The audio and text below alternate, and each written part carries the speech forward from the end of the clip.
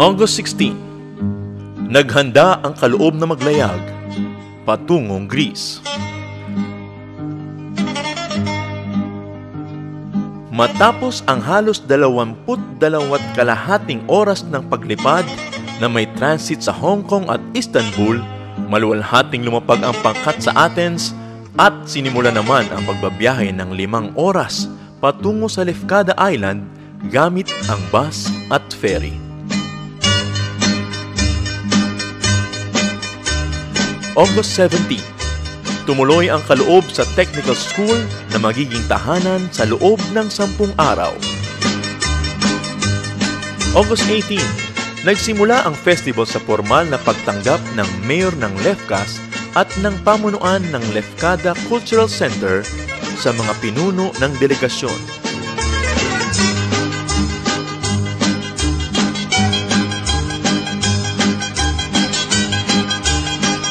August 19, naghanda ang lahat para sa opening parade. Dumating mula sa Philippine Embassy sa Athens si Ambassador Maynardo Montealegre kasama si Consul General Aviquivil at iba pang matataas na opisyal ng embahada. Ang tradisyonal na opening parade ay ginawa sa Main Street ng bayan kung saan ang lahat ng 20 bansang kasali ay pumaradang nagpamalas ng mga patikim na sayaw ng kani-kanilang bansa.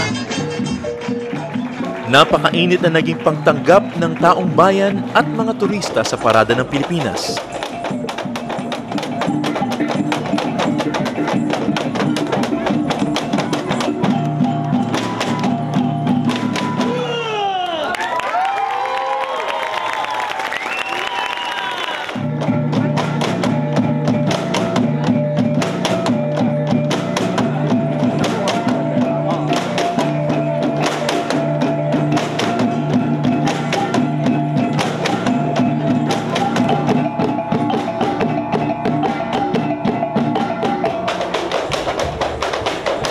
Lubos na ipinagmamalaki at ikinagagalak ng mga Pilipinong naroon ang paghanga ng madla sa ganda ng paraga ng kaloob.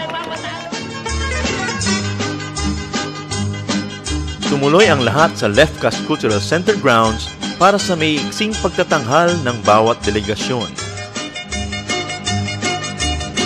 August 20, nagtanghal ang kaloob ng mga sayaw sa kanayunan.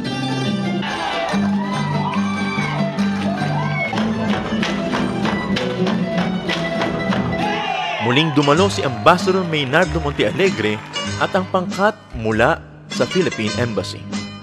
Di may kukubli ang magkahalong kasiyahan, paghanga at pagkagulat ng madla sa ganda ng mga sayaw ng Pilipinas na noon lamang nakita ng halos lahat sa kanila.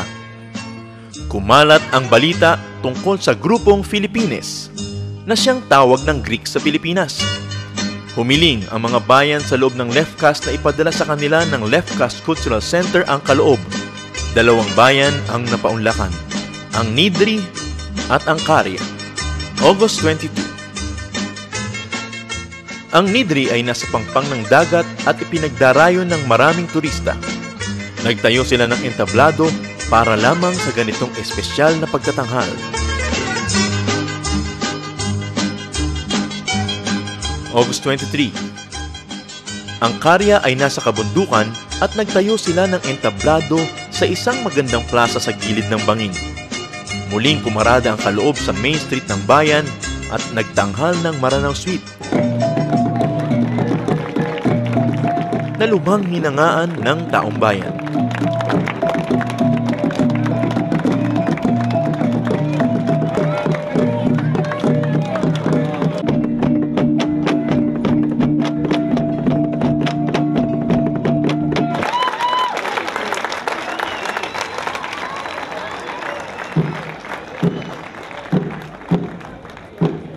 August 24. Muling nagtanghal ang kaloob sa Lefkas Cultural Center, tampok ang mga sayaw sa Mindanao.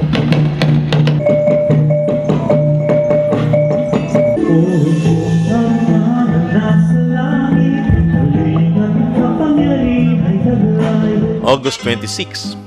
Sa closing night ng festival, kung saan nagtanghal ang lahat ng mga pangkat, sinayaw ng kaloob ang Ifugao Dinoy A at Eagles in Flight.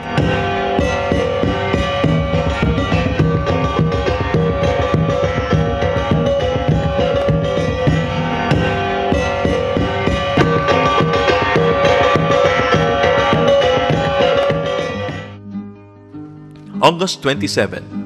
Mula sa pulo ng Lefkada, naglakbay ang kaloob ng 5 oras patungong Corelco Camp sa bayan ng Oropos. 1 oras na biyahe patungong Athens, upang katawanin ng Pilipinas sa isa pang international event, ang Earth Dancers Festival.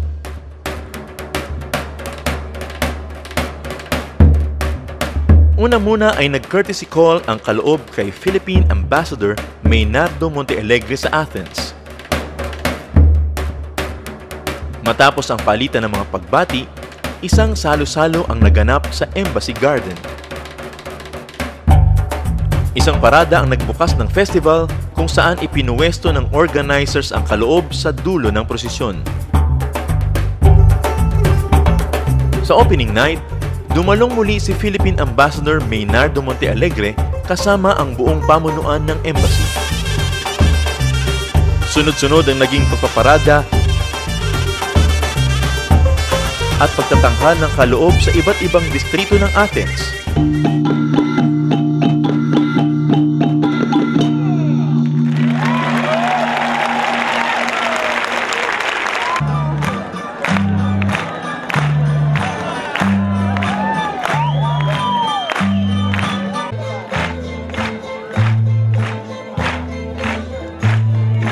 Mulit-muli, napakainit ng pagtanggap at masigabong palakpak at nag-uumapaw na mga papuri ang iginawad ng madla.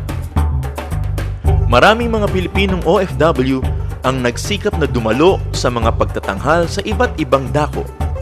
At lahat sila ay nagpapahayag ng pasalamat sa kaloob dahil ikinagagalak nila ng kanilang lahi at bayan ay maipakilala sa mga Grego at iba pang mga lahi sa paraang napakaganda, napakarangal at maipagmamalaki. Sa oras ng paglisan ng kaloob sa Earth Dancers Camp, ipinahayag ng mga organizers ang kanilang niloloob tungkol sa mga Filipino na siyang malinaw na salamin na bunga ng goodwill mission ng kaloob. Nagkapit-bisig sila, humiga sa kalsada at hinarangan ang paalis na bus ng kaloob. Purihin ang Panginoon!